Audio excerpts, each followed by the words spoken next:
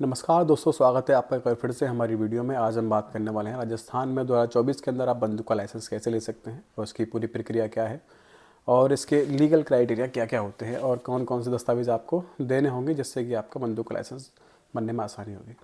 तो अभी बात कर लेते हैं बंदूक का लाइसेंस आपको लेने के लिए क्या क्यों ज़रूरी है, क्या आपका आवश्यकता है। तो आवश्यकता आप अपने अनुसार दे सकते हैं, लेकिन 4 आवश्यकताएँ जो हैं बहुत महत्वपूर्ण हैं, जो कि इनमें से होना आवश्यक है। सबसे पहला हो सकता है आपके लिए कि आप अपने आत्मरक्षा के लिए बंदूक का लाइसेंस ले रहे हैं, आपको अपने सेल्फ डिफेंस के लिए लेना चाहते हैं।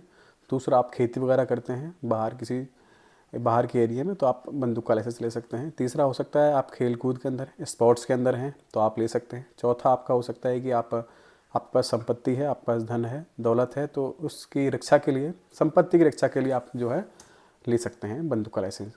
तो ये चीज़ कारण जो है ये मेन है, 4 कारण जिन पर ये बंदूक का लाइसेंस दिया जाता है। तो अब बात करते हैं बंदूक का लाइसेंस लेने की आपको क्या क्या आवश्यकताएं होती हैं, कि कौन कौन से योग्यता जो है आपकी होनी चाहिए। सबसे पहले आपकी उम्र जो है 21 साल होनी चाहिए, 21 साल से ऊपर आपकी उम्र होनी चाहिए, और आपके पास कोई क्रिमिनल रिकॉर्ड नहीं होना चाहिए, आपके खिलाफ़ कोई भी आपराधिक कार्रवाई नहीं होनी चाहिए, या चाहे वो कोर्ट के अंदर हो या फिर किसी पुलिस थाने के अंदर हो, कहीं भी हो, कोई भी क्रिमिनल रिकॉर्ड आपका नहीं होना चाहिए। तीसरी चीज़ ये है आपकी मानसिक और आपका शारीरिक जो संतुलन है बिल्कुल ठीक होना चाहिए। मानसिक और शारीरिक उपचार बिल्कुल सही हैं तो आपको दिया जा सकता है। और चौथा जो है आपको कारण बताना पड़ेगा कि आपको बंदूक का लाइसेंस क्यों दिया जाए। तो ये आपकी 2 चीज़ें हो गई। तीसरी चीज़ हम आप बात कर लेते हैं कि बंदूक का लाइसेंस लेने के लिए आपको दस्तावेज, डॉक्यूमेंट्स जो हैं क्या क्या चाहिए होते हैं। तो सबसे पहले आपको हो जाएगा पहचान पत्र, जिसमें आपका आधार कार्ड, पैन कार्ड और आपका पासपोर्ट आ जाएगा। दूसरा आपका मूल निवास प्रमाण पत्र होता है, आप जहाँ पर रहते हैं तो वहाँ का निवास प्रमाण पत्र ज़रूरी होता है। तीसरा आपका पासपोर्ट साइज़ फ़ोटो, आपके 2 पासपोर्ट साइज़ फ़ोटो इसके अंदर लगते हैं। और इसके साथ ही आपको पुलिस वेरिफिकेशन आपका होता है। फिर उसके बाद फिर आपका मेडिकल सर्टिफिकेट, जैसा कि आपको मैंने बताया। अगर आप मेडिकल फिट नहीं है तो आपको बंदूक का लाइसेंस नहीं दिया जाएगा, और आप हैं फिर भी अगर उनको थोड़ा डाउट है तो आपको मेडिकल सर्टिफिकेट अपना बनवा के पूरा देना पड़ेगा उनको।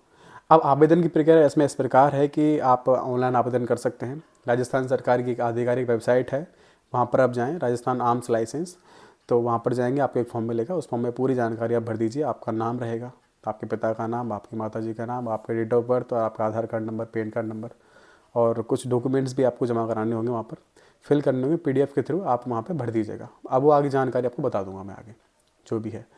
तो जब आपकी पूरा आवेदन, आपका एप्लीकेशन फिल हो जाएगा, एप्लीकेशन फिल होने के बाद उसके 15 दिन के भीतर भीतर आपका 15 दिन का टाइम होता है, मैक्सिमम टाइम 15 दिन का होता है। उसके अंदर आपका पुलिस वेरिफिकेशन होगा, पुलिस आपके पास आएगी, आपके घर आएगी, वहाँ वेरिफिकेशन करेगी पूरा कि आपको आवश्यकता है तो क्या कारण आपका वैलिड है या नहीं है। ठीक है, वो जो पूरी जानकारी पुलिस वेरिफिकेशन की होगी वो आगे अपनी जानकारी डिस्ट्रिक्ट मजिस्ट्रेट को देंगे। फिर डिस्ट्रिक्ट मजिस्ट्रेट जो है उस पर आवेदन पर काम करेगा।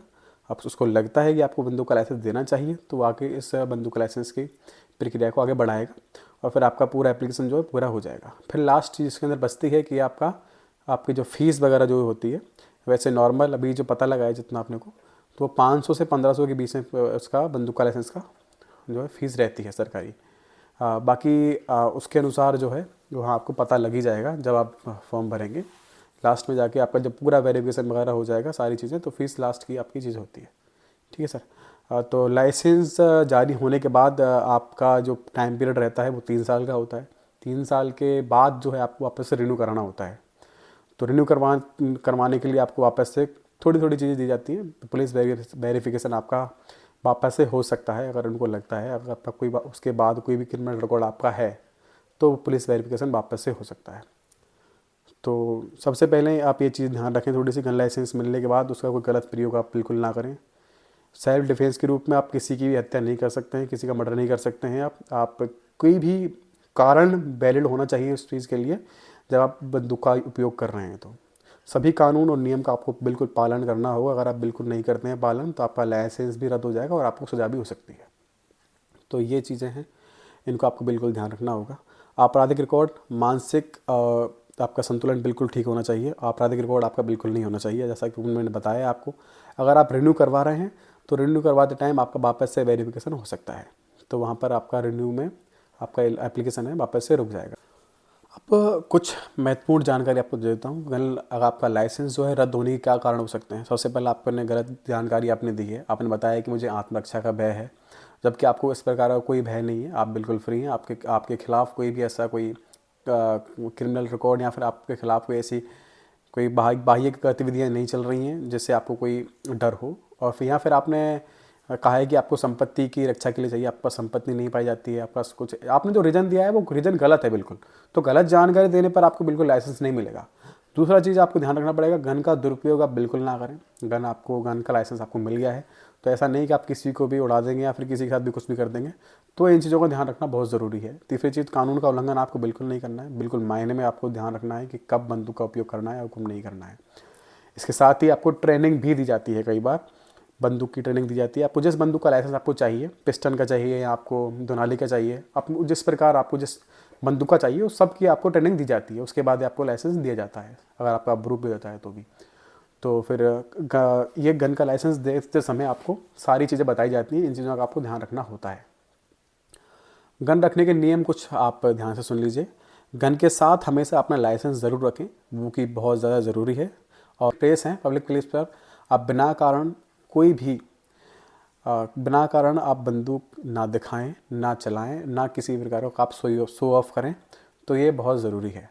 और तीसरी चीज़, आप गन का थोड़ा ध्यान रखें, गन को सेफ्टी से रखें और उसका समय पर रिन्यू करवाते रहें, गन का जो लाइसेंस है, जो कि आपके लिए बहुत ज़रूरी है।